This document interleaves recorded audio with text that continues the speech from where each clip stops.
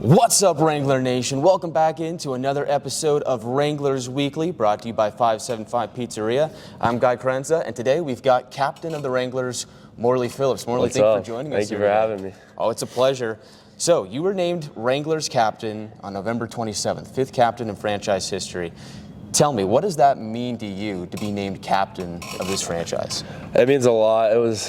We've had a lot of obstacles this year, but it's been good to get through them. I think we got a really good group, so I love playing for the boys, playing with the boys every day, and I was pretty emotional about it. It was pretty awesome when Hoodie told me, so it was awesome. What's that like? Just that feeling when you get told like you're going to be the captain of the Wranglers, like you are our leader. Yeah, it was.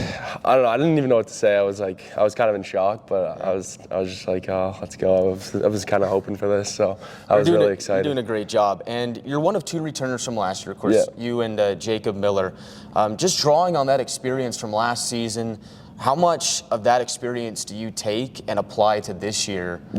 As the team's leader. So last year I was obviously playing some different roles, and I think it just helped me evolve my game, like being able to play in like all situations, kind of working my way up the lineup as well. And I think when you came in to the team last year, you were known for being very physical, right? Being one of those guys that'll get under the or get under the skin and be a thorn in the side of the other team. But it seems like this year you've kind of taken that next step in your evolution. So one of the questions I wanted to ask you was, what were some of your goals coming into this season? Because it seems like you're shooting the puck more, you're scoring a lot more, you're making more plays, but you're also still getting right into the thick of it too. So through that process, what were some of the goals that you had coming into this season? Yeah, obviously I wanted a few more goals this year. I didn't think I had as many as I wanted last year, but I think I wanted to keep the physical play up and just be able.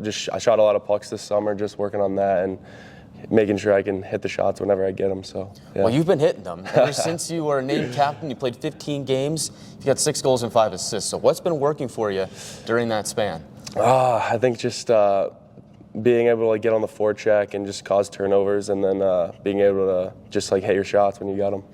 And you're playing on that line with the two Swedes, Carl Jacobson and Alexander Oleslav. What's it been like playing with them, and how was it like developing chemistry with those two? They're awesome. They obviously got the chem for one another, so I just had to squeeze my way in there. Hey, but it works. So Saturday, big game. Yeah. You had that big fight against Lawson Kimball. Yeah. Just take me through that, man. What was, from the start to the finish, what was going through your mind? And just take me through it. He came at our bench pretty hard, and I came right back at him. So I sat down, and Wogie was like, "Get out there," and I was like, I'm going at this guy. And so when you go out and obviously get a fight like that, and you win that fight at home, you get the crowd juiced up, what does that energy do for you? Not in terms of just the crowd, but with your teammates as well. Yeah, it obviously fires the boys up. Like, you don't want to do something that. No one wants to do something that they wouldn't see someone they admire do. So I kind of just I kind of just did it to get some energy for the guys. We weren't getting enough shots. I thought we weren't being as physical, and I thought that would kind of fire the boys up, and I think it did. Yeah, it got me fired. I loved calling that fight.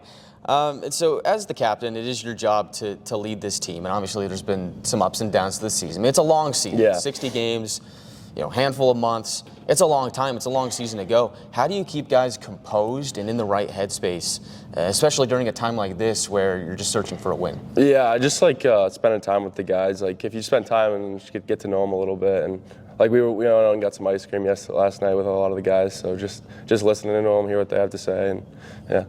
That's really cool, man. And kind of just in a smaller term of that, kind of a microcosm of that, when you go into a game and say you're down and you're trying to rally back, how do you keep guys composed there too? Because it's very easy for things to kind of fly off the rails and for guys to lose their temper. How do you keep guys composed within a single game?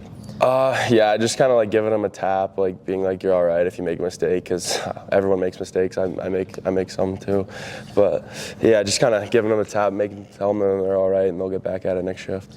And speaking of it being a long season, you've got a whole new coaching staff now. What's it been like working with them? And I mean, how is it as a player going through those changes? It's been awesome. They've done a really good job. I think we've definitely got our cardio up a lot more. I think we've been able to play with teams a lot more just because our conditioning's up. So it's been awesome. And so you had El Paso this weekend in this building where we're at, the Budweiser bullpen. Now you get to see more Rhinos. You go to El Paso this weekend at El Paso County Event Center. So I guess my question to you is, from a player's perspective, what are some of the pros and cons to a home and home like that, where you see the same team 4 straight games? Yeah. One place, the other place. Yeah. I mean, what's it like there? It kind of makes it, you just kind of lock in on that team. You don't have to, 1 week you go to this team, 1 week you work on the other team, like their system and stuff. But you kind of just have like a half of a month to just work on one team and how to beat them. It makes it a little bit easier, but El Paso is pretty rowdy, so it's going to be tough there. It's a tough building, you know. Yeah. And you seem to be one of those guys that just feeds off of that crowd energy in a visiting stadium. How do you do it?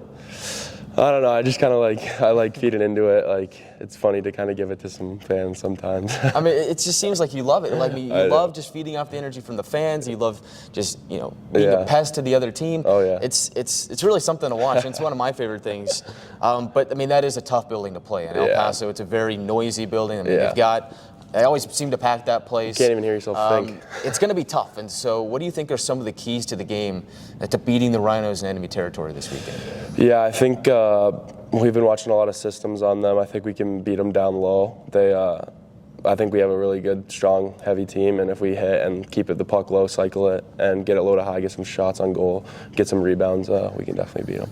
And it seems like over the last couple of weeks, the theme has been energy. It seems like you guys get off to a really good start, and then the energy kind of dips, and then you guys kind of surge back in the third period.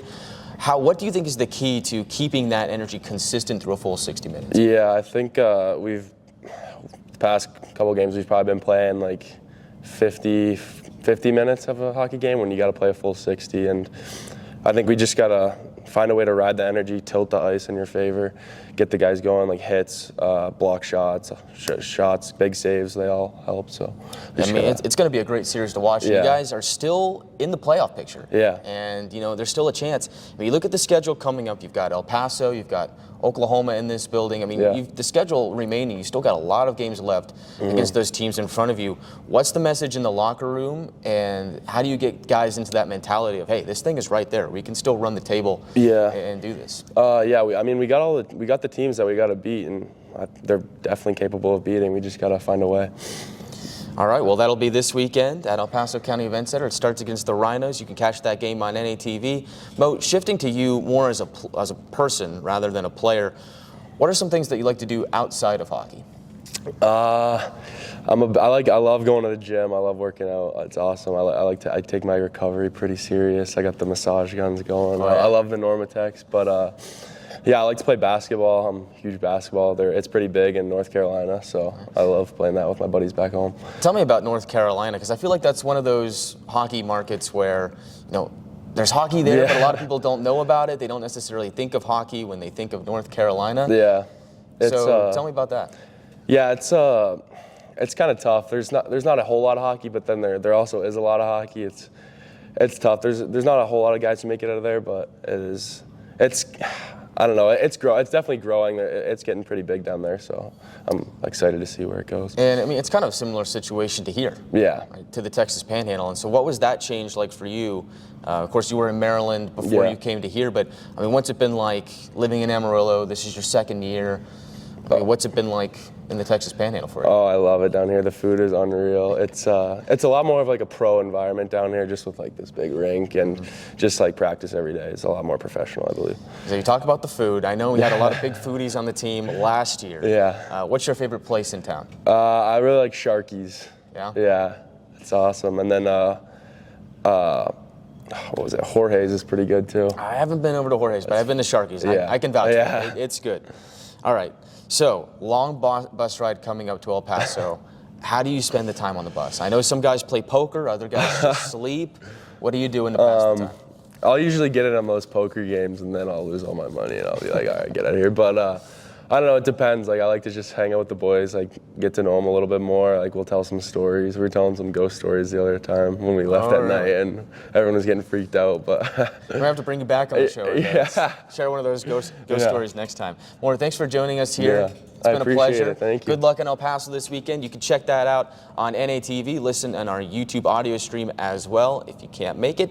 And that'll do it for this episode of Wranglers Weekly, presented by 575. For Morley Phillips, I'm Guy Carenza. We will see you next time. Let's go.